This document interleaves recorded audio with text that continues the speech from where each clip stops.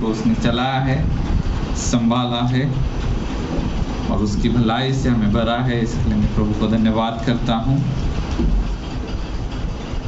पिछले बार हम देख रहे थे विजय क्या है।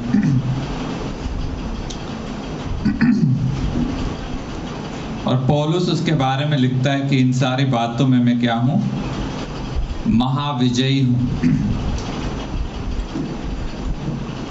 एक अच्छा किताब है, पास्टर सुरेश ने लाया है, मैं अभी तक पढ़ा नहीं हूँ। तूफानों में क्या है वो, तूफानों में खड़ा रहना, तूफानों में स्थिर रहना। और यही बात पौलुस भी यहाँ पर लिखता है विजय के बारे में। वो लिखता है, क्या क्लेश, क्या संकट, क्या उपद्रव, क्या अकाल, क्या नंगाई, क्या जोखिम या तलवार, इन सब बातों में हम उसके द्वारा क्या है, जयवंत से भी बढ़कर है। ये वचन मैंने बोला था, याद रखना। और दूसरा एक वचन था निर्गम में, वहां पर ऐसा लिखा है, जितना उनको कुचला गया, हालेलुया, जितना भी हमें तकलीफ होगा उतना क्या है, हम बढ़ते जाएंगे। पौलुस के जीवन में भी, प्रेरितों के काम में हमने वही देखा। उसको तकलीफ होने से वो मर नहीं गया, उसको तकलीफ होने से वो प्रभु से दूर नहीं गया, उसको तकलीफ होने से वो विश्वास में कम नहीं हो गया। वो कहता है, इन सारी बातों में मैं क्या हूँ, जयवंत से भी बढ़कर हूँ। शैतान का काम है मनुष्य को परमेश्वर से दूर लेकर जाना, चाहे वो तकलीफों के द्वारा हो या उन्नति नहीं बोलूंगा मैं, लेकिन आराम के द्वारा। बहुत सारा आराम मिलने के बाद, आराम या आशीष या जिसको हम कंफर्ट बोलते हैं, हम देखते हैं पुराने नियम में इस्राएल के लोग जब पूरा शांति है, सब कुछ है, बहुतायत है, तब वो लोग क्या हो जाते थे, प्रभु से दूर चले जाते थे। अगर वैसे लोग प्रभु से दूर नहीं जाते सब कुछ अच्छा होने के बाद, तो फिर उन पर संकट लाओ, उनके ऊपर कुछ तो भी तकलीफ लाओ, ऐसा करके उनको प्रभु से दूर लेकर जाओ। या तो इस तरीके से या तो उस तरीके से, किसी ना किसी तरीके से क्या है, प्रभु से दूर लेकर जाना ये शैतान का काम है। और पौलुस और पवित्र शास्त्र, यीशु मसीह बोलता है, तुम पर दुख तो आएंगे लेकिन ढाढ़स बांधो, मैंने दुनिया को जीत लिया है। और पौलुस के ऊपर बहुत संकट आए। मैंने पिछली बार जो बताया वही मैं रिपीट कर रहा हूँ थोड़ा सा, और हम आज के इसमें जाएंगे। संकट आए और मैंने कहा कि उसके साथ जो भी बुरा शैतान कर सकता था उसने किया,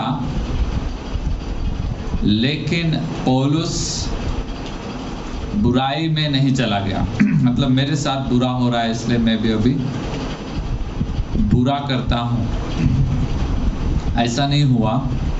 जब उसे जेल में डाला गया या कुछ भी उसके साथ हुआ, उसने प्रभु को दोष नहीं दिया, लेकिन धन्यवाद ही निकला उसके मुंह से। हालेलुया। और यही बात है, यही तूफान है, मैं ऐसा सोचता हूँ हमारे जीवन में, जिसमें ज़्यादातर मसीह लोग लड़खड़ा जाते हैं और प्रश्न पूछते हैं, मेरे साथ ही ऐसा क्यों हो रहा है। पॉपुलर क्वेश्चन है क्रिश्चियन लोगों को।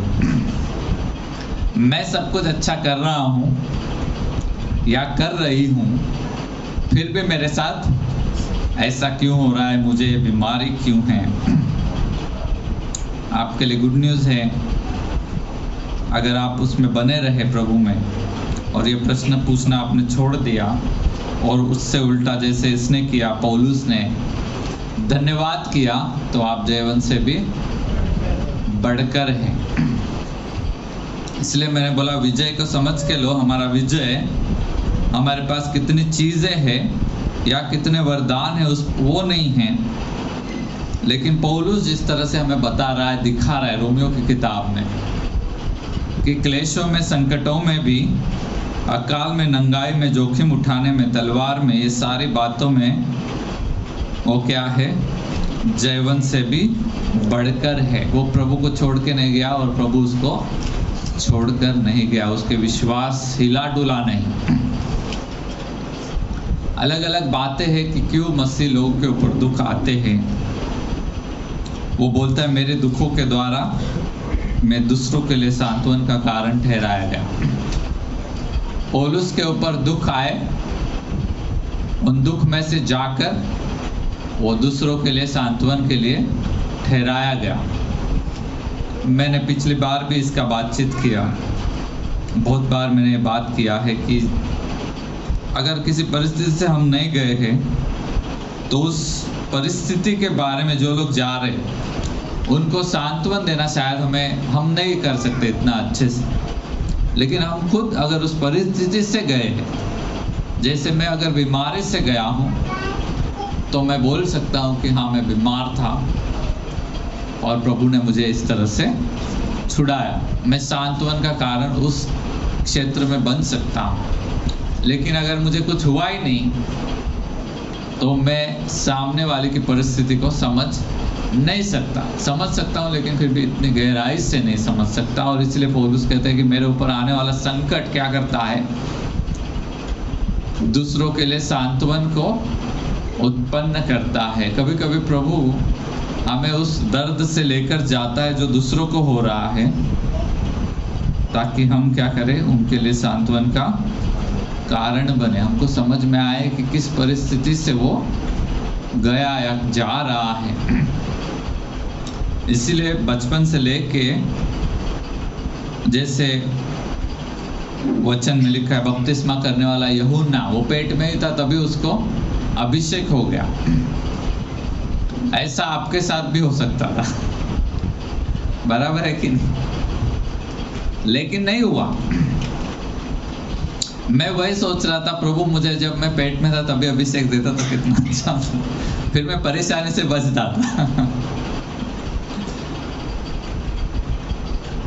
चाहता तो प्रभु कर सकता था लेकिन नहीं किया। समझ में आया आपको? उसके साथ किया, उसका कॉलिंग वैसा था। उसको क्या वचन में ऐसा लिखा हुआ है कि जब मरियम उसे मिलने के लिए गई तभी अचानक क्या है? पवित्र आत्मा से वो परिपूर्ण हो गई और वो बचपन से ही आत्मा से भरा हुआ था। हम भी ऐसा हो सकते थे, लेकिन प्रभु ने अब हमारे जीवन में अलग रीति से गवाहियों को खड़ा किया। हालेलुया। जो कुछ भी अब तक हो गया हमारे जीवन में वो प्रभु के हाथ के बाहर का था, ऐसा नहीं है। प्रभु जानता था, लेकिन प्रभु को इसी रीति से हमें खड़ा करना था। हमारी गवाही, हमारे जीवन की गवाही प्रभु को इस रीति से खड़ी करनी थी। बपतिस्मा करने वाले यूहन्ना के जीवन की गवाही प्रभु ने अलग रीति से खड़ी की। हालेलुया। हमको अलग रीति से परिस्थिति से लेकर गया, उसको अलग रीति से परिस्थिति से लेकर गया। लेकिन एक बात है कि कुछ भी हो गया, लेकिन प्रभु क्या है? हमें उसमें से बाहर निकाला और आज हमें यहाँ पर खड़ा किया हुआ है। प्रभु के दास के ऊपर संकट आते हैं, उसका एक कारण ये है ताकि वो लोगों के ऊपर आने वाले संकटों को समझ ले। हालेलुया। धार्मिक लोगों के ऊपर संकट आने का एक और कारण है, वचन ऐसा बोलता है, जो धार्मिकता के लिए सताए गए वो धन्य है, स्वर्ग का राज्य उनका ही है। धार्मिकता की वजह से और वचन की वजह से संकट आएंगे करके परमेश्वर का वचन हमें कहता है। कुछ अच्छा करना कितना मुश्किल है ये आपको समझ में आएगा जब आप चाहते हैं आप करें कुछ अच्छा, लेकिन लोग दुष्ट है इसलिए वो करने नहीं देंगे। पौलुस गया था या पतरस भी गया था सुसमाचार सुनाने के लिए, कुछ अच्छा करने के लिए, कि उसको विरोध हो गया। वो कुछ बुरा नहीं कर रहा था लेकिन फिर भी उसको विरोध हो गया। तो उसने बोला ठीक है, सुसमाचार सुनाना तुम्हारे लिए अच्छा करने के लिए मैं आया था, लेकिन अगर तुम नहीं मानते तो मैं दूसरी जगह चला जाता।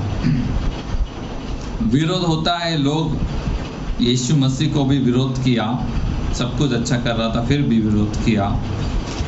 और यीशु ने कहा जैसा मुझे किया वैसा तुम्हें भी होगा। मेरी बात मानी तो तुम्हारी भी मानेंगी, मेरी बात को अनसुना कर दिया तो तुम्हारी बात को भी अनसुना कर देंगे। मेरी इज्जत की तो तुम्हारी भी करेंगे, मेरी बेइज्जती की तो तुम्हारी भी बेइज्जती होगी। तो मसीह के साथ एक शरीर होने का मतलब ही वैसा है।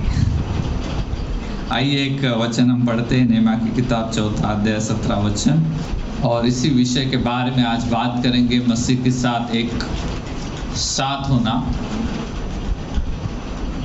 नेहमिया की किताब 4 अध्याय 17 वचन और 6वां अध्याय 15-16।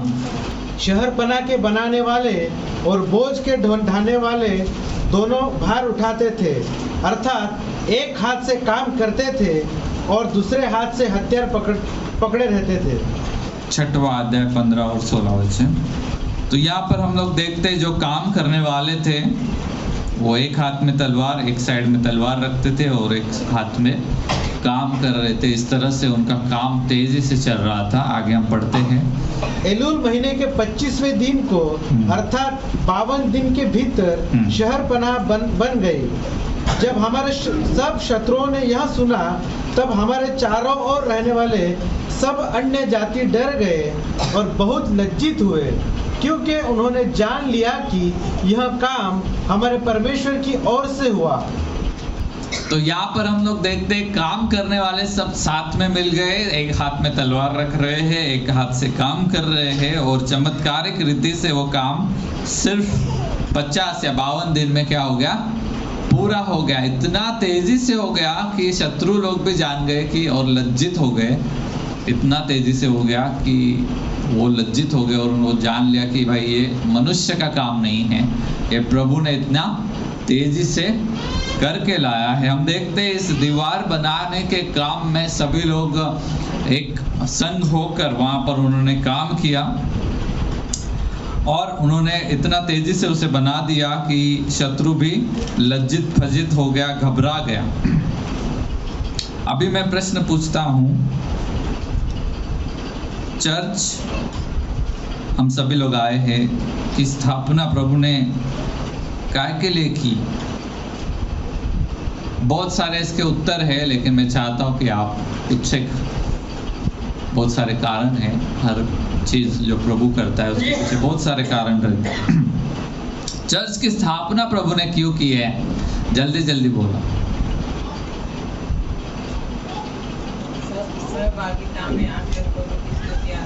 सब लोग एक होकर प्रभु की आराधना करें। और ऑब्वियस आंसर बहुत सारे लोग जो देंगे वो मैं पहले देता हूँ उसकी महिमा के लिए, उसके आगे आप उत्तर दो। प्रभु का राज्य बढ़ाने के लिए। और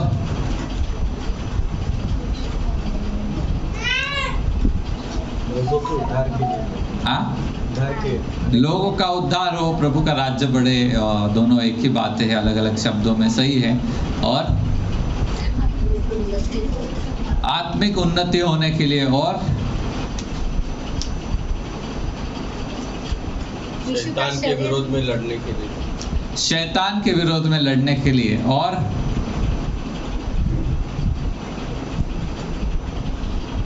यीशु के शरीर का अंग, यीशु के शरीर का अंग हमें बनाया गया है। यीशु ने के चिन्ह और चमत्कार लोगों को बता दिए। हाँ, वही मैंने बोला, महिमा उसकी दिखनी चाहिए किसी जगह पर, या उसका सामर्थ्य दिखना चाहिए। चर्च के द्वारा वो अपने सामर्थ्य को प्रकट करता है। और कुछ नया आंसर है तो जल्दी बताइए। चर्च की स्थापना क्यों की गई है? वधु है, परमेश्वर की वधु है।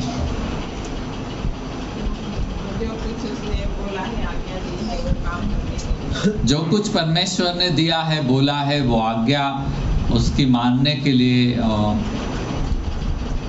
उसके साथ राज्य करने के लिए, उसके साथ राज्य करने के लिए। वेरी गुड, बहुत सारे आंसर सही है। और लास्ट तक बने रहे उसमें। उसके साथ अंत तक विश्वास योग्य बने रहे, या जैसा वचन हमें सिखाता है मरते दम तक, या उसके नाम के लिए मरना भी पड़े तो भी हम विश्वास योग्य बने रहे। जो लोग बोझ से दबे हुए हैं उनको छुड़ाने के लिए, बोझ से दबे हुए लोगों को छुड़ाने के लिए। परमेश्वर कैसा है वो प्रकट करने के लिए। परमेश्वर कैसा है वो प्रकट होता है चर्च के द्वारा, बराबर है। वो अपने आप को प्रकट करता है अपने लोगों के द्वारा। तो बहुत सारे उत्तर है, हम नेहमिया की किताब में पढ़ते हैं कि सब लोग साथ में मिलकर वहाँ पर काम कर रहे थे, और बहुत सारे आपको बहुत सारा चीज़ मालूम है। मैंने ऐसा लिखा है, चर्च एक जगह परमेश्वर ने जो बनाई है, परमेश्वर की इच्छा अनुसार एक होकर जीवन जीने के लिए बनाई है। स्वर्ग पृथ्वी पर आ जाएगा तो कैसा दिखेगा, ये लोगों को दिखाने के लिए चर्च को बनाया है। हालेलुया। डेमोन्स्ट्रेट करना चाहिए ना कैसा है स्वर्ग का राज्य। प्रभु ने बोला स्वर्ग का राज्य तुम्हारे अंदर है, ऐसे सारे लोगों को इकट्ठा किया जाए तो वहां पर लोगों को दिखाई तो दे कि कैसा है स्वर्ग का राज्य। आंखों से लोग देख सकते हैं या वहां पर जाकर अनुभव कर सकते हैं कि स्वर्ग का राज्य कैसा है। पौलुस ने, पतरस ने बहुत सारी कलीसियाओं को खड़ा किया। उसके बाद हर एक कलीसिया में अलग अलग रीति से समस्याएं आ गई या पाप आ गया, और फिर पौलुस को वापस उनको लिखना पड़ा, तुम ये गलत कर रहे हो, ये गलत कर रहे हो। देखो प्रभु ने उसको कलीसिया को बनाया था ताकि वो पाप रहित, बिना किसी पाप के रहे, परिपूर्णता में रहे, और उसकी इच्छा के अनुसार चलने वाले लोग, वैसा वो जीवन, उनका जीवन रहे। इस उद्देश्य से उसको बनाया था। लेकिन बहुत सारे लोग वो उद्देश्य समझ नहीं पाए कि यीशु मसीह का अर्पण काय के लिए हुआ और प्रभु क्या बनाना चाहता है। कलीसिया के अंदर अलग अलग जगह पर कंपटीशन आ गया, अलग अलग जगह पर लोग स्वार्थी बन गए, अलग अलग जगह पर कुछ लोग असंतुष्ट थे, कुछ लोग लोभी थे, और ये सारी बात तो है। दुनियादारी कहीं कहीं आ गई, कहीं कहीं झगड़े हो गए, ये सारी बातें चर्च के अंदर आई, दुनियादारी की बातें अंदर आ गई। लेकिन उनको बनाया गया था एक ही उद्देश्य से, आगे बढ़ते रहने के लिए। उनको बनाया गया था कि उनका जीवन पवित्र रहे, बिना किसी पाप के, और उसके द्वारा परमेश्वर का जीवन वहां पर प्रकट हो, या परमेश्वर कैसा है वहां पर प्रकट हो। उस उद्देश्य को वो भूल गए और झगड़ा करने लगे। अलग अलग रीति से अलग अलग बातें हुई। चर्च के पीछे परमेश्वर का उद्देश्य, प्रभु यीशु में, ये वचन में लिखा है इफिसियों की किताब 2 अध्याय 14 से लेकर 16, सभी जाति और सभी भाषा के लोग एक शरीर बन जाए। इफिसियों की किताब 2 अध्याय 14 से लेकर 16 वचन हम पढ़ते हैं, वहां पर ये बातें लिखी हुई है। क्योंकि वही हमारा मेल है जिसने दोनों को एक कर लिया। दोनों को मतलब जो अन्य जाति थे और जो यहूदी थे, दोनों को क्या कर दिया? एक कर दिया। वो आगे वाले वचन हम नहीं पढ़े इसलिए मैं डायरेक्टली बता रहा हूँ, ठीक है। और अलग करने वाली दीवार को जो बीच में थी ढा दिया, और अपने शरीर में बैर अर्थात वह व्यवस्था जिसकी आज्ञाएं विधियों की रीति पर थी मिटा दिया, कि दोनों से अपने में एक नया मनुष्य उत्पन्न करके मेल करा दे। तो दोनों को एक नया मनुष्य बनाकर मेल करा दे। इस दुनिया में अगर हम किधर भी जाते हैं, झगड़ा एक बहुत कॉमन चीज़ है कि नहीं? मनुष्य मनुष्य के खिलाफ। अभी इलेक्शन हो गया, बिना किसी इलेक्शन के भी आप किधर भी चले जाओ, आपको झगड़ा आराम से मिल जाएगा। पारिवारिक जीवन में हो या चर्च के अंदर भी हो और चर्च के बाहर भी। तो मनुष्य बिखरा हुआ था, किसी भी ग्राउंड के आधार पर जाति जाति के बीच में झगड़ा, भाषा भाषा के बीच में झगड़ा, ये सब कुछ चल रहा था। और प्रभु जिस बात को बना रहा था वो क्या है? यीशु में सब लोग एक शरीर बन जाए, एक बन जाए। ये सारे जो झगड़े हैं किसी भी काम कंपटीशन की वजह से, सुलेमान ऐसा लिखता है दुनिया के सारे बिजनेस कंपटीशन की वजह से होते हैं। सारे झगड़े, बहुत सारे झगड़े पैसे की वजह से होते, प्रॉपर्टी की वजह से होते हैं। और यहाँ पर जो है प्रभु यीशु मसीह क्या कर रहा है? अपने शरीर के द्वारा दीवारों को तोड़कर सभी को एक कर रहा है। कलीसिया की स्थापना इसलिए हुई, ऐसी एकता को वो रिप्रेजेंट करे जो दुनिया में हमें कभी भी दिखाई नहीं देती।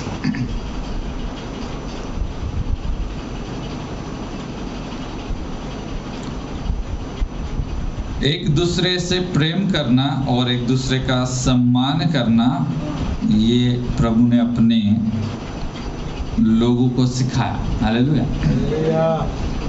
चर्च की स्थापना का मतलब झगड़ा खत्म होने के बाद क्या बात क्या है? एक दूसरे से प्रेम करना और एक दूसरे का सम्मान करना। इसलिए प्रभु ने इस कलीसिया को यहाँ पर रखा है, ना कि एक दूसरे से झगड़ा करना और ना ही कोई कंपटीशन करना। कंपटीशन क्यों नहीं हो सकता है, हम देखेंगे। पहले करंथियों में भी वही गड़बड़ी थी, सेम जैसे इफिसियों में कुछ कुछ है। पहले करंथियों की कलीसिया में भी हमको मालूम है प्रभु भोज में वो क्या कर रहे थे, लेकिन फिर भी हम पढ़ लेते हैं।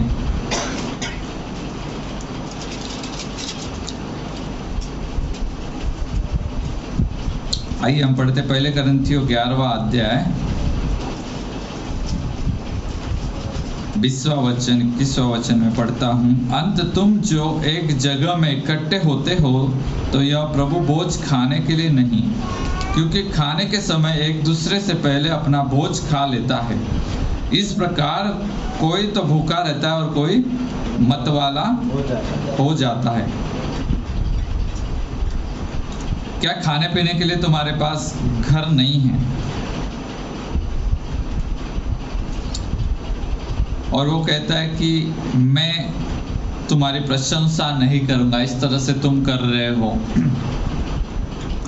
प्रभु भोज लेते वक्त क्या करते थे लोग? कुछ लोग अपने घर से खाना, सभी लोग अपने घर से खाना लाते थे। जो जिनका परिस्थिति अच्छा था वो खाना खा लेते थे, जिनके पास बेचारों के पास नहीं है, गरीब है कुछ, वो ऐसे ही रह जाते थे। मतलब हम आए हैं, हमारा खाना है, हम खा लेंगे। तुम आए हो, तुम्हारे पास खाना है तो खाओ, नहीं तो मत खाओ, हमको उससे कुछ लेना देना नहीं।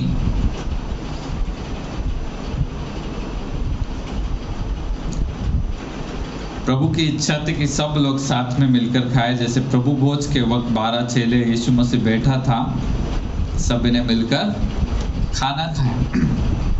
उसके स्मरण में ये बातें करनी थी। प्रभु चाहता था, प्रभु की इच्छा अभी भी है कि सभी लोग क्या करें, एक दूसरे के लिए आशीष का कारण बने। लेकिन यहाँ पर क्या हो रहा था? हर कोई स्वार्थी था।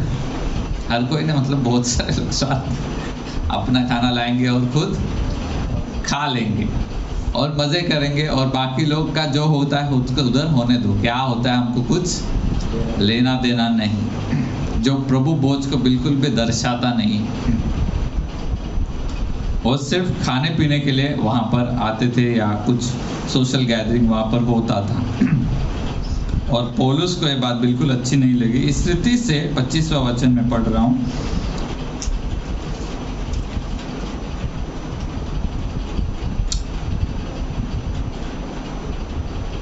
नहीं, मैं बाद में पढ़ूंगा। इस रीति से वो प्रभु भोज को, जिसको प्रभु ने रखा था, उसको ही वो वायलेट कर, जो वहां पर प्रेजेंट होना चाहिए था उसको वो खत्म कर रहे थे। जैसे मैंने अभी कहा कि प्रभु ने क्या किया, सारी दीवारों को तोड़कर सभी को एक किया। लेकिन कोरिन्थियों में हम क्या देख रहे हैं, कुछ जो अमीर है, जो अच्छे हैं, और जो गरीब है, उनमें कुछ भी एकता बिल्कुल भी नहीं। प्रभु ने क्या किया, अपने शरीर के द्वारा सभी को एक किया। लेकिन यहाँ पर हम देख रहे हैं कि प्रभु भोज का मतलब उनको समझ में नहीं आ रहा और वो सिर्फ खा रहे हैं। प्रभु भोज मतलब उस नई वाचा में हम सहभागी होते हैं। जब हम भोजन करते, पुराने नियम में जब कोई भी वाचा होती थी तो 2 पार्टीज भोजन करते थे। यहाँ पर एक है, यहाँ पर एक है, दोनों साथ में आएंगे, भोजन करेंगे और डिसाइड होगा। ऐसा मैं आपको बता रहा हूँ उदाहरण कि भाई मैं तुम्हारे ऊपर हमला नहीं करूंगा और तुम भी मेरे ऊपर हमला नहीं करोगे, और हमारे बीच में ये वाचा बन गई है। नए नियम में भी जो भोजन हम खाते हैं, प्रभु भोज, वो वाचा है दोस्ती की, कि हम प्रभु में क्या हो गए हैं, एक हो गए। इसलिए पौलुस आगे उस अध्याय में बोलता है हम क्या है, प्रभु के शरीर है।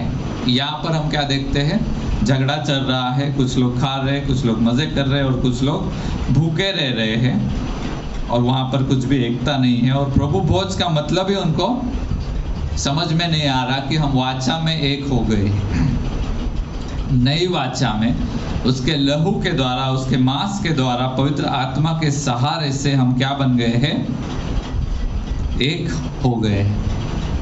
सारी दीवारें टूटकर, भाषाओं की, संस्कृति की और जाति जाति की दीवारें, ये सारी बातें टूटकर हम क्या है, प्रभु यीशु मसीह का एक अंग या एक शरीर हम बन गए। नई वाचा में सहभागी होने का मतलब है शरीर के अंग एक दूसरे की उन्नति के लिए जिम्मेदार है। जब भी हम प्रभु भोज लेते हैं, हम वाचा में सहभागी हो रहे हैं। हम बोल रहे हैं कि भाई हम एक दूसरे के लिए हैं। हालेलुया। और ये क्या कर रहे थे, हम सिर्फ खुद के लिए ही, हम ही खाना खाएंगे, हम ही सब लाया है, हमने मेहनत की है, इसलिए हम खाएंगे। और तुम वहां पर गरीब रहो या तुम्हारा कुछ भी हो, हमको कुछ लेना देना, ये कोई वाचा नहीं है नए नियम की। प्रभु भोज को समझे बिना वो खा रहे थे और पौलुस को बिल्कुल अच्छा नहीं लगा। उसने, अच्छा नहीं मतलब बिब्लिकल है ही नहीं, वचन के अनुसार है ही नहीं, और इसीलिए उसने कहा जब कोई तुम रोटी खाते हो और इसको पीते हो तो प्रभु की मृत्यु को जब तक वह न आए प्रचार करते हो। इसलिए कोई अनुचित रीति से प्रभु की रोटी खाए या उसके कटोरे में से पिए, वह प्रभु की देह और लहू का अपराधी ठहरेगा।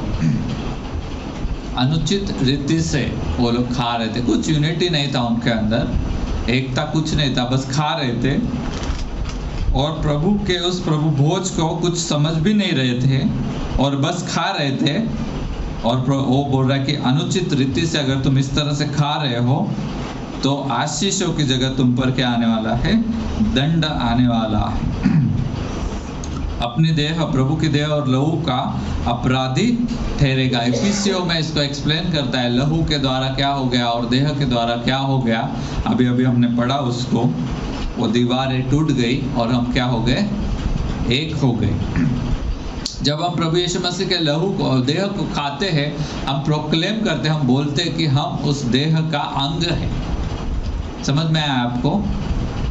उस देह का अगर हम अंग है, उसका एक अंग है, तो हमारी कुछ जिम्मेदारियां भी है और हम जिम्मेदार है कि दूसरे अंगों को हम सम्मान दें, दूसरे अंगों से प्रेम करें। जब हम प्रभु भोज लेते हैं, जब हम प्रभु के साथ यहाँ पर आए हैं, तो यहाँ पर हमारी जिम्मेदारी सिर्फ खा पी के चले जाना ऐसी नहीं है, लेकिन ऐसी भी है कि हम एक दूसरे की उन्नति के लिए वाचा में बांधे गए हैं। जब हम उसके सहभागी होते हैं, जब हम चर्च में आते हैं, आप सिर्फ मेंबर हो ऐसा नहीं है। कुछ तो भी आपने फॉर्म भर दिया, हाँ हमारा मेंबरशिप इधर हो गया, ये चित्र नहीं है। क्या है कि हम जब आते हैं, हम जब हमारी स्थापना प्रभु ने की है, वो कुछ उद्देश्यों से की है, और वो उद्देश्य है कि हम क्या है, एक दूसरे के अंग है, प्रभु के शरीर के अंग है, एक ही हम है। इसलिए एक दूसरे की उन्नति की जिम्मेदारी हमारी। जैसे हमारा शरीर है, हमारा हाथ है, हमारा आँख है, मुंह है, यही तो उदाहरण उसने दिया है। और हाथ बोलेगा कि नहीं, मैं ही खा पी के बड़ा हो जाता हूँ, बाकी गया उधर, मुझे क्या करना है। ऐसा आपने कार्टून में देखा रहेगा ना, हाथ ऐसा बड़ा हो जाता है, और कार्टून में पॉसिबल है। प्रैक्टिकली यहाँ पर ऐसा नहीं होता है। सिर्फ हाथ ही बड़ा हो गया या सिर ही बड़ा हो गया, पैर ही बड़ा हो गया, ऐसा नहीं होता है। इसलिए कंपटीशन नाम का कोई चीज यहाँ पर नहीं है कि हाथ ही बड़ा हो गया या पैर ही बड़ा हो गया या पेट ही बड़ा हो गया और बाकी सब वैसे ही रह जाए, मुझे उससे क्या लेना देना। ऐसे सोचकर हम यहाँ पर बैठ नहीं सकते। एक दूसरे की उन्नति के लिए हम वाचा में बांधे गए हैं। जब हम उस शरीर को लेते हैं, हम उस लहू को लेते हैं, हम वाचा में बांधे जाते हैं, हम वाचा को स्वीकार करते हैं। सिर्फ हमारा पाप क्षमा हो गया, हमें छुटकारा मिल गया, ये तो है वाचा में, वो तो सही है, लेकिन उतना ही नहीं। नहीं तो हम सेलिब्रेट करते कि यीशु मसीह हमारे लिए मर गया, हम वाचा में बांध गए, नए नियम की वाचा में हम आ गए हैं, और हमें खुशी होती है कि हमारा पाप सारा खत्म हो गया, नया जीवन हमें मिल गया। लेकिन वो नए जीवन में हम क्या है, वाचा में एक दूसरे से बांधे गए। सिर्फ आपने फॉर्म भर गया, मेंबर बन गए, ऐसा नहीं है। आप वाचा में है, उस वाचा के अनुसार आपका काम है कि आप एक दूसरे की उन्नति करें, ना कि एक दूसरे से झगड़ा करें। समझ में आया आपको? आप एक दूसरे के कंपटीशन में नहीं हैं, आप एक दूसरे के सहायक। हालेलुया। आपकी और मेरी और सबकी जिम्मेदारी है, जब हम वाचा को लेते हैं, कि हम एक दूसरे के लिए प्रार्थना करें। चर्च बनाया है ताकि वो एक हाई लेवल की एक यूनिटी को दिखाया जाए, जो दुनिया में किधर भी नहीं है। इस वाचा के अनुसार हम एक दूसरे की उन्नति के लिए हम बांधे गए हैं, एक दूसरे की लिए प्रार्थना करने के लिए हम बांधे गए। आप नहीं बोल सकते कि वो लोग करें प्रार्थना, हमको क्या करना है। समझ में आया आपको? प्रभु भोज सिर्फ पाप की क्षमा उतना नहीं है। दूसरी बातें जो लिखी है, हम वाचा में बांधे गए हैं कि हम एक दूसरे की सेवा करें। आप ऐसा नहीं बोल सकते कि वो लोग सेवा करें, मैं सेवा लेते रहूं। ऐसा नहीं है वो चित्र। इस वाचा में जब हम बांधे गए हैं, सिर्फ गरीब लोग काम करेंगे और अमीर लोग उस काम का मजा लेंगे, ऐसा नहीं है। या कुछ जो वरदान पाए हुए हैं, वो लोग वरदानों का इस्तेमाल करेंगे और हम लोग सिर्फ वरदान का फायदा उठाएंगे, ऐसा नहीं है। सभी को क्या है, एक दूसरे की सेवा करनी है। जैसे शरीर में अंग एक दूसरे की सेवा करते हैं। हालेलुया। उस वाचा में हमको बांधा गया है। तीसरी बात है, कैसी वाचा है? जब हम यीशु मसीह के शरीर में एक हो गए हैं, तो उसके अर्पण में भी हम एक हो गए हैं।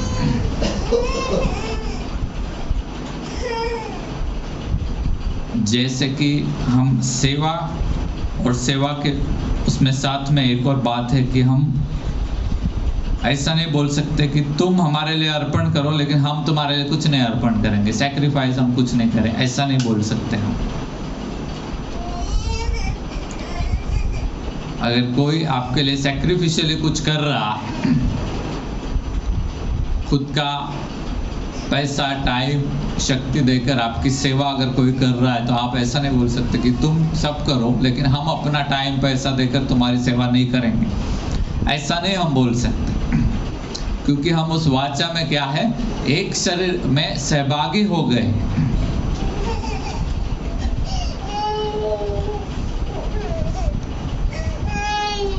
और हम सभी लोग पवित्रता का जीवन जीने के लिए इस वाचा में क्या है, हम सहभागी हैं।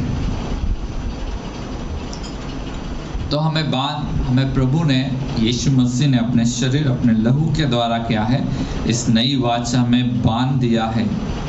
हम एक दूसरे के लिए, दूसरे की उन्नति के लिए जिम्मेदार हैं। हम एक दूसरे के लिए प्रार्थना करने के लिए जिम्मेदार है। हम एक दूसरे की सेवा करने के लिए जिम्मेदार है। हम एक दूसरे के लिए अर्पण करने के लिए जिम्मेदार है। हालेलुया। हम ऐसा नहीं बोल सकते हैं, हम ऐसा कुछ भी, जैसा करंथियों में ये लोग कर रहे कि मैं खाऊंगा, तुम उधर भूखे रहो, कुछ भी करो, मुझे कुछ लेना देना नहीं। ये कोई नई वाचा नहीं है, ये कुछ नहीं है, ये स्वार्थी जीवन है। ये चर्च का भाग नहीं है, ये यीशु मसीह के शरीर का ये भाग नहीं है। इसलिए पौलुस उनको बोल रहा है, ऐसा मत करो। प्रभु भोज को तुम क्या कर रहे हो, वायलेट कर रहे हो, या जिसको हम बोलते हैं कि अनुचित रीति से तुम इसको कर रहे हो, बहुत ही गलत रीति से इसको कर रहे हो। इसकी वजह से तुम्हें क्या होगा, दंड आएगा तुम्हारे ऊपर। और वो कहता है कि जो कोई इसे अनुचित रीति से करता है वो अपराधी ठहराया जाएगा देह का और लहू का। इसलिए मनुष्य अपने आप को जांच ले और इस रीति से, इस रोटी में से खाए और इस कटोरे में से, क्योंकि खाने पीने के समय प्रभु के देह को न पहचानने वह इस खाने और पीने से अपने ऊपर दंड लाता है। तो जब हम पहचानते नहीं हैं, जानते नहीं हैं, और ये लोग भी पहले करंथियों या एफिसियों, ये लोग भी ठीक से नहीं समझ रहे थे, उनको समझाया गया, उनको बताया गया, और प्रभु आज हमें समझा रहा है, बता रहा है। हमारी उन्नति और परिपूर्णता एक दूसरे की सेवा और प्रेम से होती है। Hallelujah, hallelujah.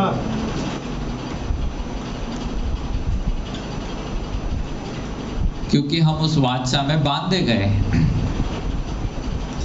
हमारी उन्नति क्या है और हमारी परिपूर्णता क्या है, किस चीज में है, एक दूसरे की सेवा और एक दूसरे का प्रेम। 40 दिन के उपवास लोग कर रहे हैं, पता नहीं कौन कौन कर रहा है, कुछ लोग कर रहे हैं। मुझे लगता है मैं आज से शुरू करूंगा, ऐसा मैं हमने डिसाइड किया, आज से करेंगे करके। 40 दिन होते हैं कि नहीं होते, जो भी है, लेकिन मैं आपको बताता हूँ उन्नति किसमें है। आप उपवास करते हैं लेकिन आप एक दूसरे की सेवा नहीं करना चाहते या फिर प्रेम भी नहीं करना चाहते, तो आपका उन्नति नहीं होगा। ये वाचा आपको समझ में नहीं आ रहा। ऐसी वाचा में हम बंधे हुए नहीं हैं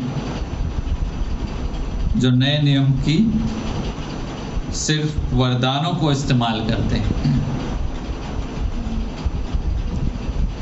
वरदान है वो तो सही है, अच्छी बात है, कोई गलत नहीं है, लेकिन वो वरदान काय के लिए है, ताकि हम एक दूसरे की उन्नति करें, ना कि कंपटीशन करें। हालेलुया। एक दूसरे की सहायता करें। प्रभु जिस दुनिया को बनाना चाहता है, जो आने वाली दुनिया हम बोल रहे स्वर्ग का राज्य, हम उसको अच्छे से देखेंगे बाद में, अभी तो ठीक से परिपूर्णता से हम नहीं देख पा रहे हैं। उसमें कोई झगड़ा कभी भी ना हो। इस तरह से प्रभु ने हमें जोड़ा है प्रभु यीशु मसीह के शरीर और लहू के द्वारा, कि हम में कोई झगड़ा कभी ना हो। जैसे शरीर के अंगों में कोई झगड़ा नहीं होता है, जैसे शरीर के अंगों में कोई कंपटीशन नहीं होता है, जैसे शरीर के अंग ऐसा नहीं बोल सकते कि मुझे क्या करना है, हाथ का काम हाथ करे, मेरा आँख का काम है मैं उधर ही देखूंगा जिधर मुझे देखना है। ऐसा हम कोई भी बोल नहीं सकते। प्रभु चाहता है कि उसकी देह पहचान ले कि वो एक देह है, प्रभु में क्या है, और वाचा से हम बंधे हुए हैं। हमें किसी ने जोड़ा नहीं, प्रभु ने जोड़ा है। किसी मनुष्य ने नहीं जोड़ा है, प्रभु ने जोड़ा है, और वो भी वाचा में जोड़ा हुआ है, नए नियम की। उस वाचा में हम सभी लोग बंधे हुए हैं, मैं क्या और आप क्या। इसलिए चर्च क्या है, मैंने प्रश्न पूछा चर्च काय के लिए बनाया गया, आपने बहुत कुछ बताया। उसी बात को मैं वचन से लेके एक्सप्लेन कर रहा हूं कि चर्च प्रभु की देह है और उसमें कुछ भी अपवित्रता उसे नहीं चाहिए, और कुछ भी झगड़ा और स्वार्थी बातें उसको बिल्कुल भी नहीं चाहिए। प्रभु को रिप्रेजेंट नहीं करता ठीक से। सिर्फ आके हमने मेंबरशिप ले लिया, हमारा काम खत्म हो गया, या आके हमने दशमांश डाल दिया, हमारा काम खत्म हो गया, ऐसा नहीं। या फिर कुछ एक लोग सेवा करेंगे, बाकी लोग सेवा का लाभ उठाएंगे, ऐसा भी नहीं।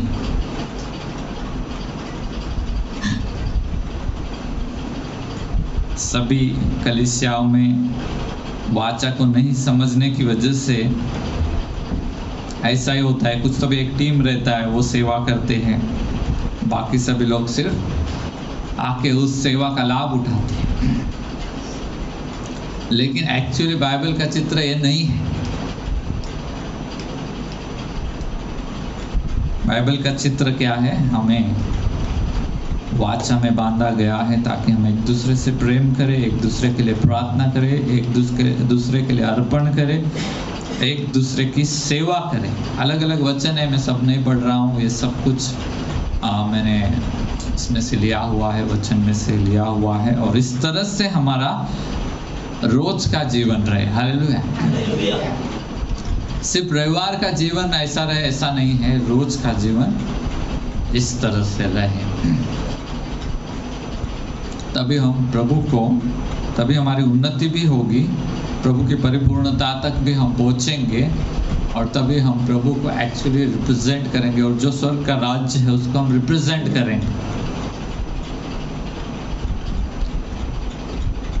बहुत साल पहले YFC में मैं यूथ में था, 10वीं 12 में जो भी मैं था, और कुछ बाहर के लोग आकर वहाँ पर बैठे, मतलब जो गैर मसीह थे, जिनको यीशु के बारे में कुछ नहीं पता था। कुछ महीने ऐसे वो आए, उन्होंने बोला सब कुछ अच्छा है, म्यूजिक अच्छा है, गाना अच्छे से गाते हैं और काम भी करते हैं, लेकिन इनमें कुछ भी यूनिटी नहीं है। सब कुछ अच्छा है, लेकिन एक दूसरे से ये मेल मिलाप कुछ भी नहीं है इनका, दोस्ती कुछ भी। लेकिन वो काम कर रहे हैं साथ में मिलके, बजा रहे हैं या जो भी साफ सफाई का भी काम कर रहे हैं, सब कुछ किया YFC में, यूथ फॉर क्राइस्ट में। लेकिन ये बातें दूसरे लोगों को समझ में आती है जब वो चर्च में आते हैं, वो देख सकते हैं कि आप सचमुच में एक है या नहीं है। इमीडिएटली उनको समझ में आता है, किसी को भी समझ में आ जाता है। हम भी अगर बाहर जाएंगे किसी भी जगह पर, किसी भी संस्था में, तो हमें थोड़े दिनों के बाद समझ में आ ही जाता है कि वो सही में एक है या बस साथ में काम कर रहे हैं, इसके लिए कर रहे हैं, इसके लिए कर रहे हैं, ये बात अलग है। यीशु मसीह ने कहा जब तुम एक दूसरे से प्रेम करोगे तो लोग पहचानेंगे कि तुम मेरे चेले हो। तब लोग पहचानते हैं जब भी हम एक दूसरे की सेवा करते हैं, जब भी हम एक दूसरे से प्रेम करते हैं, लोग पहचान जाते हैं कि ये प्रभु यीशु मसीह के चेले हैं। बिना कुछ बताए ही उनको समझ में आ जाता है। तो इस तरह से प्रभु ने हमें सभी को इस वाचा में क्या किया है, बांध दिया है, ताकि हम में कोई झगड़ा ना रहे, हम में कोई कंपटीशन ना रहे, हमें कोई स्वार्थ ना रहे, हमें कोई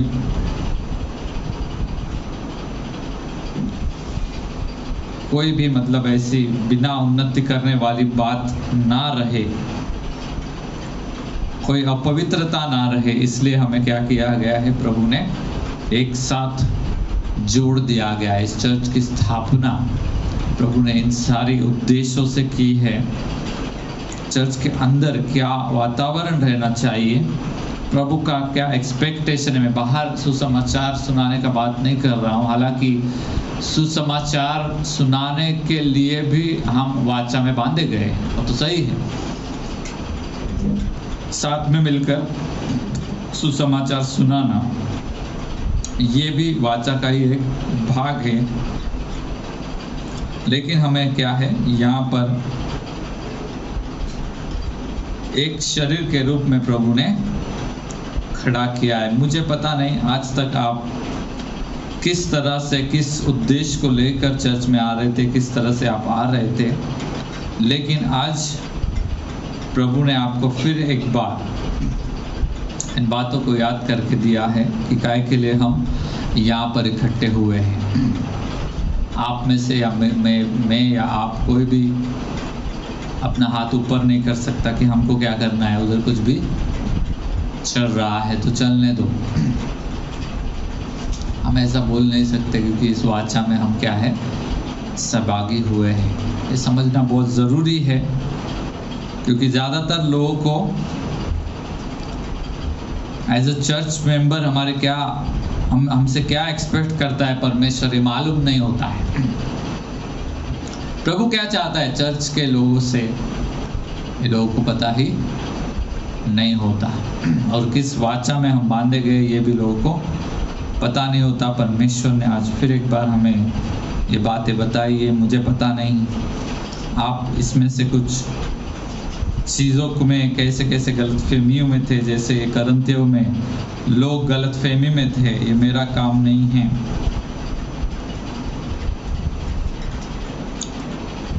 या मुझे क्या करना है, ये सारी बातें हमारे जीवन से हम निकाल देंगे आज। और जैसा प्रभु ने इसको बनाया है कि एक स्वर्ग की तरह रहे। अगर स्वर्ग में कुछ भी झगड़ा नहीं है, स्वर्ग में एक दूसरे के लिए कुछ भी कंपटीशन नहीं है, स्वर्ग में मुझे जहाँ तक समझ में आ रहा है, लोग एक दूसरे की सेवा करने में परहेज नहीं करेंगे। मतलब सेवा करने से मैं कुछ कम हो गया ऐसा उन्हें नहीं लगेगा। यहाँ पर ऐसा लगता है लोगों को मैंने कुछ सेवा किया मतलब मैं कुछ कम हूँ और उसने नहीं किया मतलब वो कुछ ज़्यादा है, ऐसा कुछ भी नहीं रहेगा। और ये चर्च जो है एक छोटा वाला स्वर्ग तैयार हो जाएगा। हालेलुया। जब भी सभी लोग इस तरह से इन बातों को समझ लेंगे, सेवा, प्रार्थना, अर्पण, स्तुति, उन्नति एक दूसरे की, इसके लिए वो बांधे गए हैं, उस तरह से काम भी करेंगे तो जरूर ये क्या रहेगा, एक स्वर्ग रहेगा। और लोग आएंगे और देखेंगे कि अरे ये तो कुछ नया है, ये तो कुछ प्रभु ने बनाया हुआ है, मनुष्य का नहीं है काम। हालेलुया। और प्रभु चाहता है कि ये बातों को हमारे द्वारा डेमोन्स्ट्रेट करे, दिखाए। जब भी कोई नया व्यक्ति यहाँ पर आता है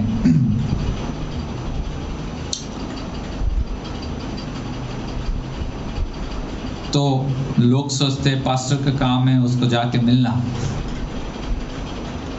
है कि नहीं, उससे बात करना।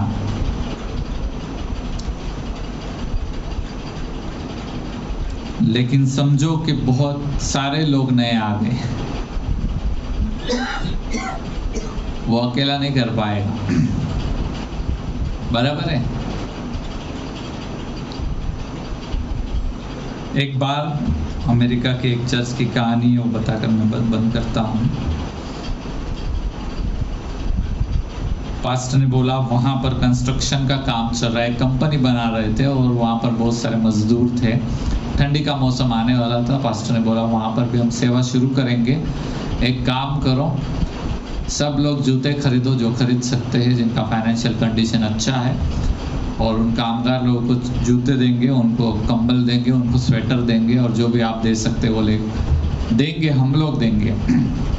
सभी लोगों ने खरीदे। अभी उनका फाइनेंशियल कंडीशन अच्छा होगा, और सब कुछ लाके पास्टर के कैबिन में रख दिया।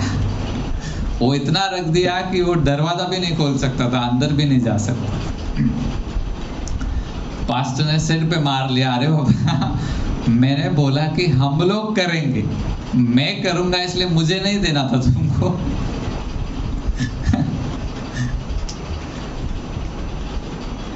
फिर उसने सब बाहर निकाला और बोला था कि तुम सीख जाओ कि सेवा करना क्या है, इसलिए ये हम कर रहे हैं। No they are very dirty, वो लोग बहुत गंदे हैं, हम कैसे जाएंगे उधर। अभी वहाँ की स्टोरी है, इसलिए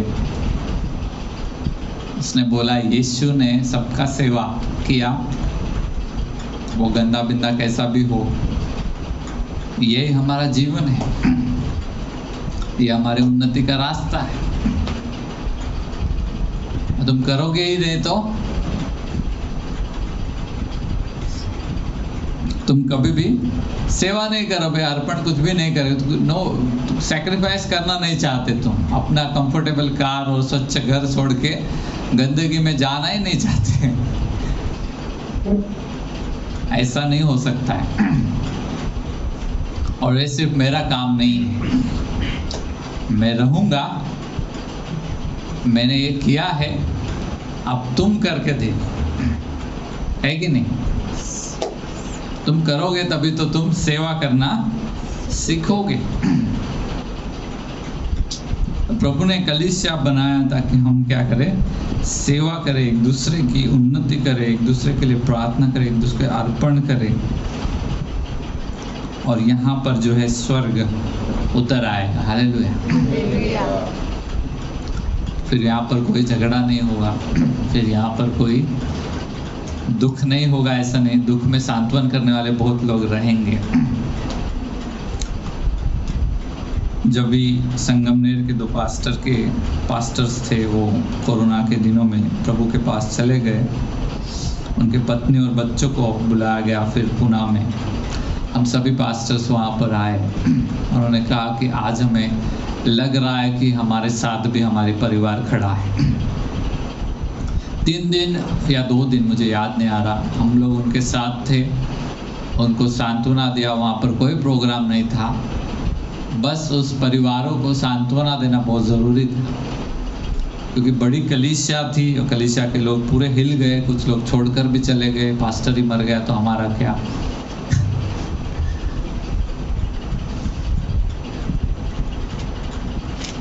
फिर उनको सांत्वना दिया और आखिरी दिन में उन्होंने कहा कि इस मीटिंग की हमें बहुत ज़रूरत थी।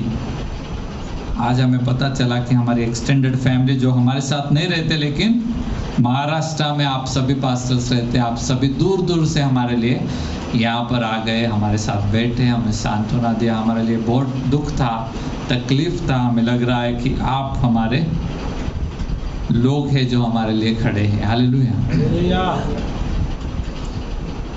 कोई इवेंजलिज्म नहीं, कोई चमत्कार नहीं, वहाँ पर क्या है कि उनको सांत्वना देना बहुत ज़रूरी था।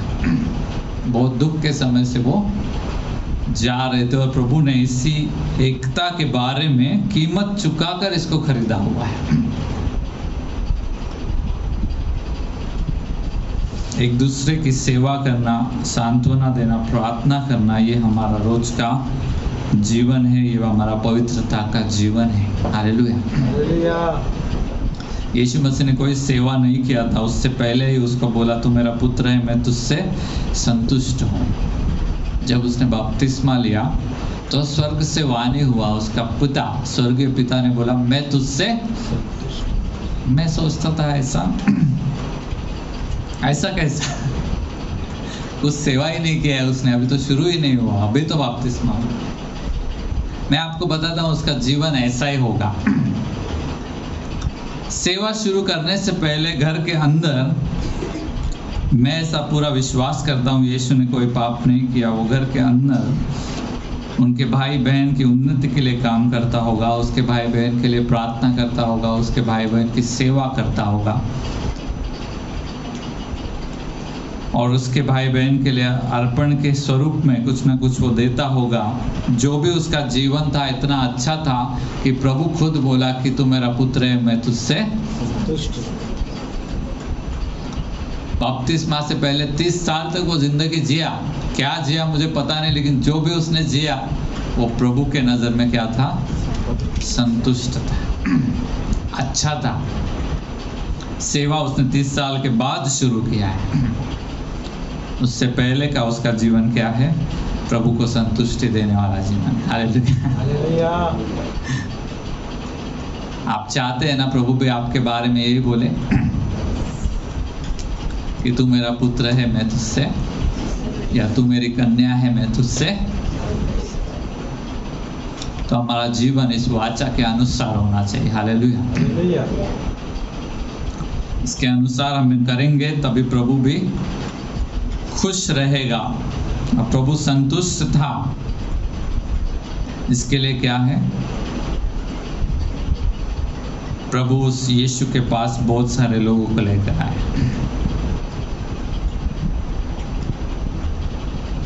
थोड़ा सा विषय से मैं बाहर चला गया, लेकिन मैं बेसिकली ये बोल रहा हूँ कि हमारा जीवन प्रभु को संतुष्ट करता है जब भी हम अपने परमेश्वर से प्रेम करते हैं और अपने पड़ोसी से प्रेम करते हैं।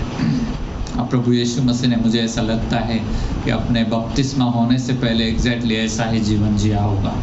वो परमेश्वर से भी प्रेम करता होगा और अपने पड़ोसी से भी प्रेम करता होगा, और इसलिए परमेश्वर कहता है कि तू मेरा पुत्र है, मैं तुझसे बहुत बहुत संतुष्ट हूँ। प्रभु चाहता है कि वो कलीसिया से भी संतुष्ट रहे, खुश रहे, और इसके लिए उसने हमें क्या है? इस वाचा में बांधा है। उस वाचा के अनुसार हम सभी को चलना है। प्रभु आपको इन वचनों के द्वारा आशीष करें।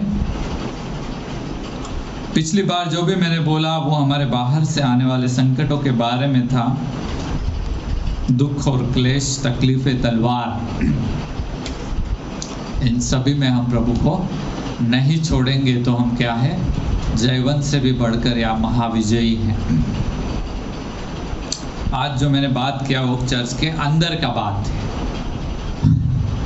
बाहर का अलग है, ये अंदर का बात है। यहाँ पर क्या वातावरण रहना चाहिए, कैसे हमें जीना है, इसके बारे में प्रभु ने हमें सिखाया है। हम प्रार्थना करते हैं। प्रभु मैं आपको धन्यवाद करता हूँ, इस नई वाचा में आपने हम सभी को जोड़ दिया।